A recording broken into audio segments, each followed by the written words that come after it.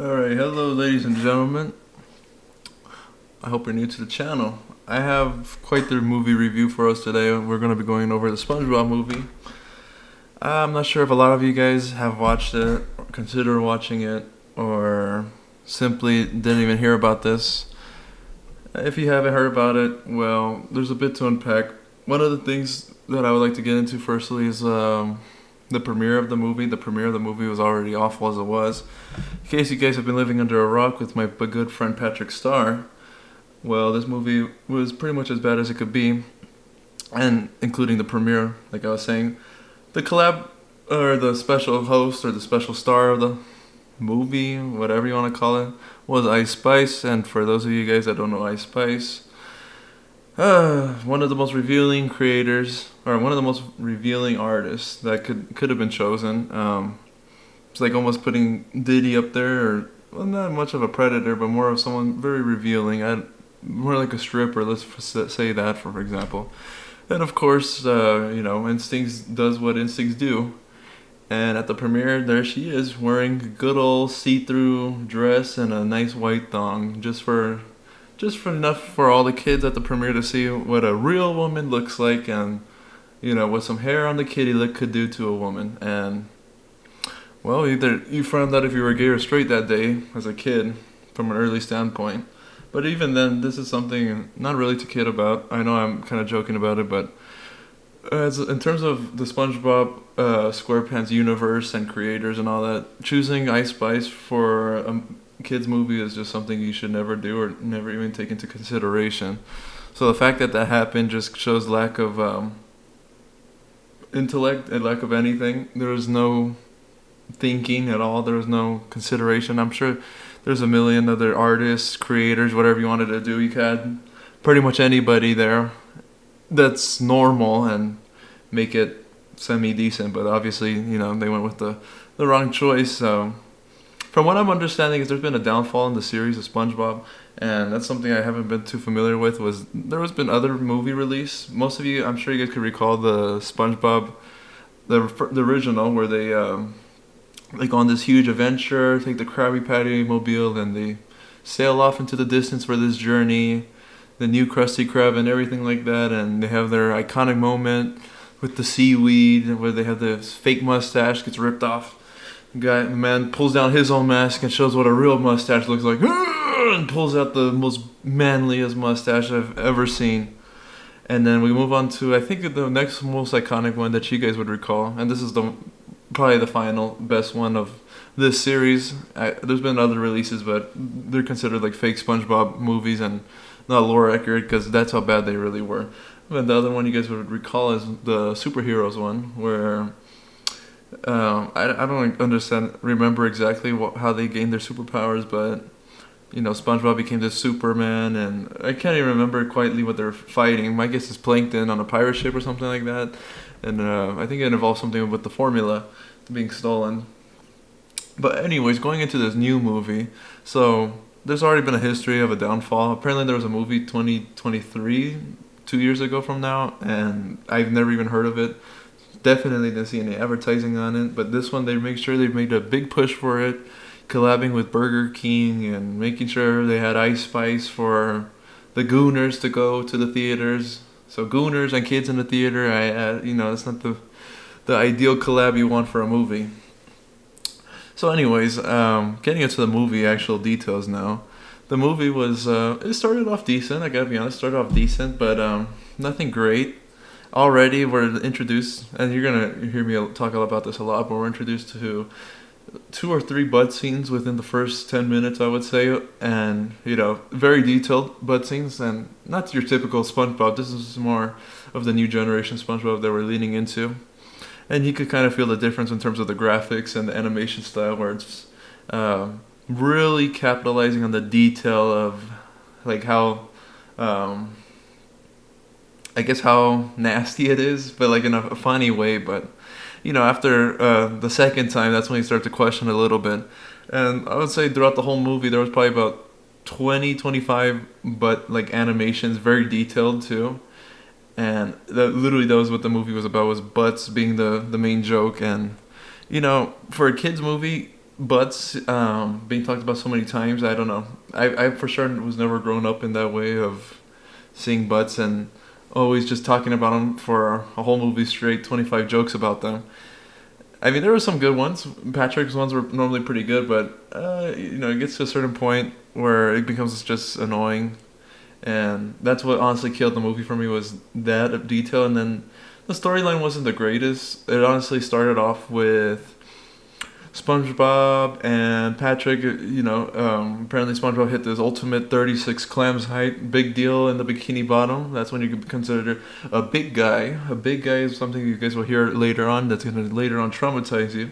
But you earned the title Big Guy, 36 clams high. He was a little bit taller, and that unlocks you the ability to ride the big guy roller coaster. So it's a big deal. There's SpongeBob and Patrick. He lets Patrick know, "Hey Patrick, I am 36 clams high. Let's do this." And Patrick analyzes this and, "Oh my gosh, he's a big guy. I have to make sure we take care of this. We got to do this now." Pulls SpongeBob, takes him down to the roller coaster, and then SpongeBob's starting to see the reality of this roller coaster, the murder and the death and the explosions, and all of a sudden being a big guy is not that cool anymore, and he abandons ship, makes an excuse saying that he was going to ride it with Mr. Krabs. They run back to the Krusty Krab. They run down back to the Krusty Krab, talk with the big G-man, and see what he's got to say. Obviously, Mr. Krabs takes a bit to understand what SpongeBob's saying, giving him the winks and everything like that, and then Mr. Krabs lies with him.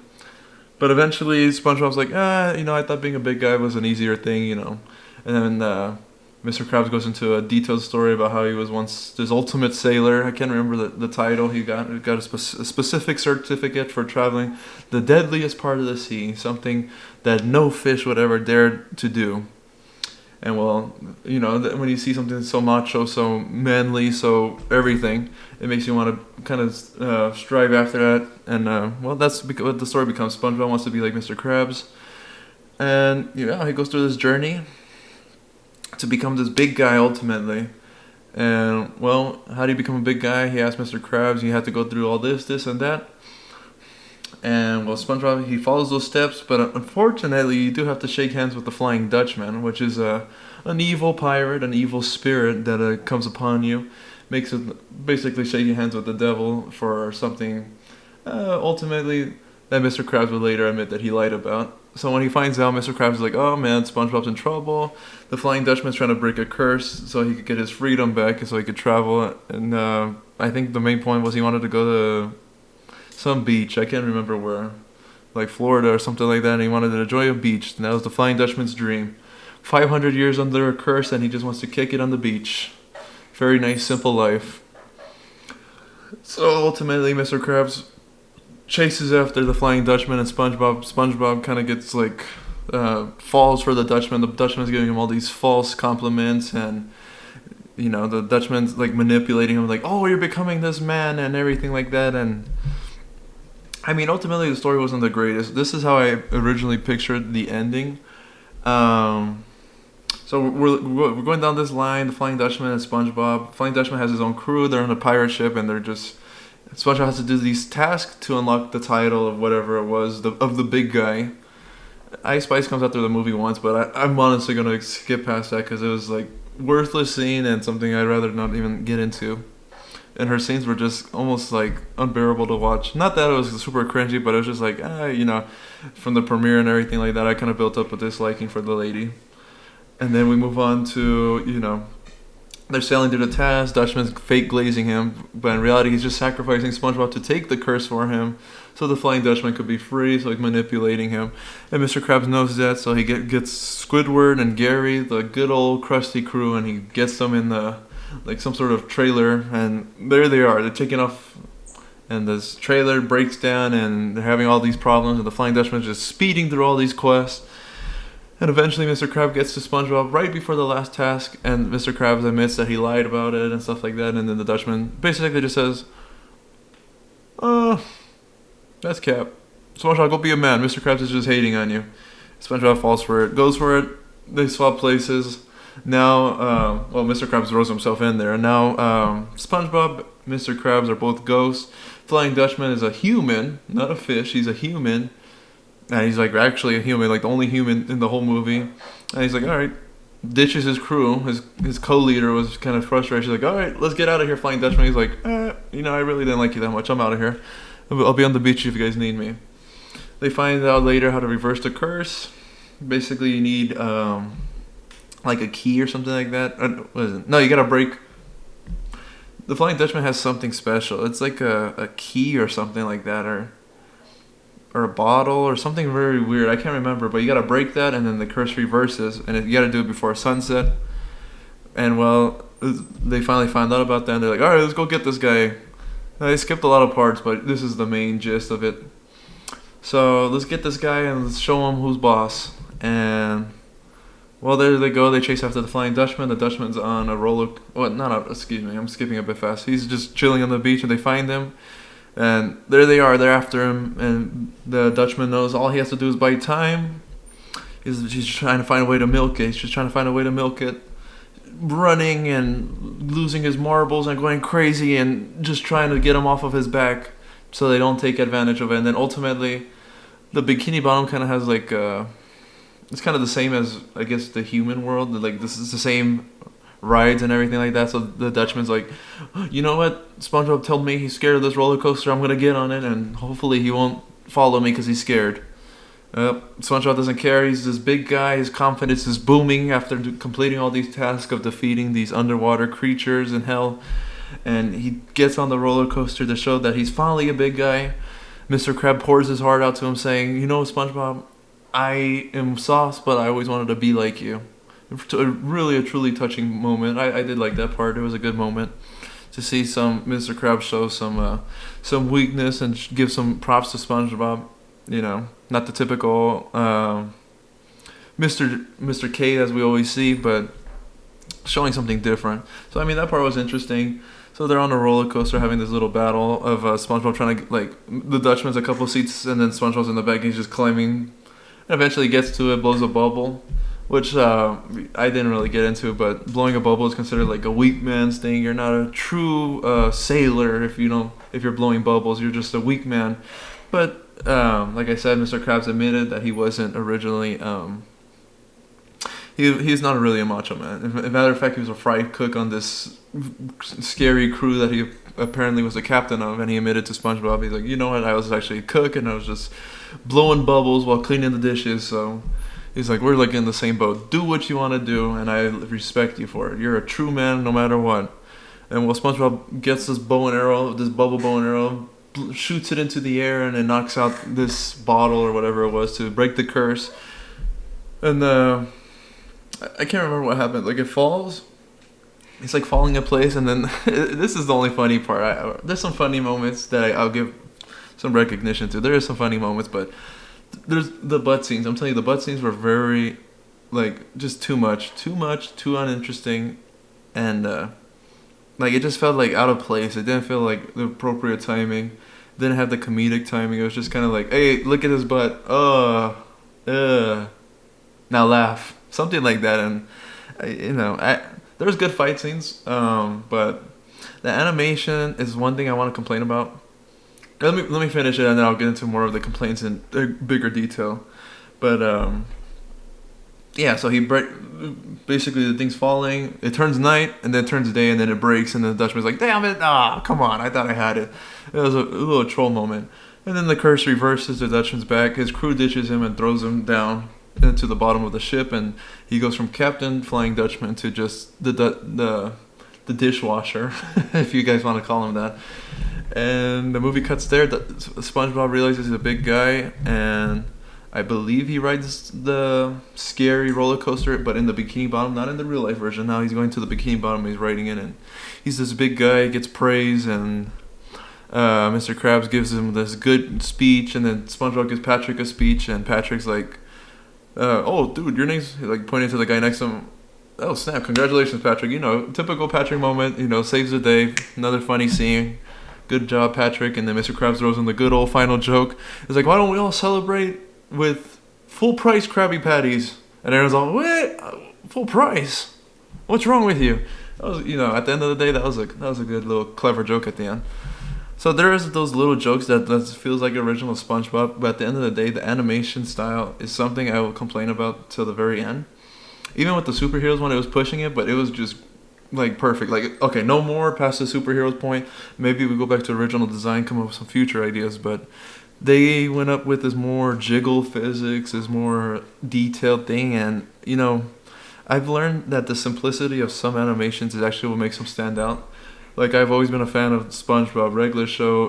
You can even look at current like Smiling Friends, and it's simple animations, but what goes into it is the wittiness, the delivery of the jokes, the build up of the story.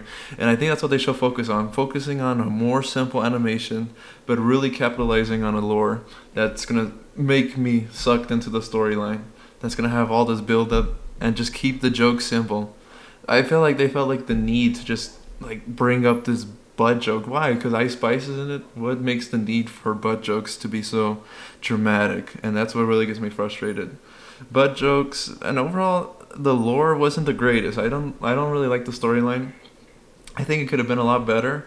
Maybe it could have been possible. Maybe Mr. Krabs was a true sailor, and then we have this ultimate pirate fight, him versus the Flying Dutchman, and maybe like a brainwashed SpongeBob, and they're shooting cannons at each other in the human world. Like everyone rises up to the top, and maybe a Kraken is just harassing the two ships, and ultimately pulls down the Dutchman back down to the deepest part of hell. And SpongeBob makes like this leap across to jump into Mr. Krabs' ship, and he's like, "Boy, don't ever leave me like that again." And then SpongeBob relapses, and Patrick throws in a couple of jokes. Gary does the meow, and then all of a sudden, that's a great movie. But I definitely, if you guys are asking for my opinion in terms of should you guys watch it, no, I don't think you should. For the few amount of jokes, unless you're like a true SpongeBob fan, I don't know if I consider myself one, but it had been a while since I've watched some SpongeBob, and I was craving something along the lines of that, and it was a family moment. At the end of the day, I went out with some family, but I definitely don't recommend it. There's a lot of movies going around, and maybe you guys see a pattern with me bashing movies. I promise I'm not always this negative, but in terms of like FNAF 2, this one, I never did a Minecraft movie one, but there's like a certain like pattern between these that are like, I guess people are just trying too hard, over animating, and it's overall affecting me. Maybe that's an thing with time, since I grew up on these older things. Now I just look forward to that, and I don't want to see any brain rot garbage or anything like that, or over animation or anything like that. And maybe it's that, but that's it. Let me know what you guys think, and I hope to see you guys around the channel. Have a good day.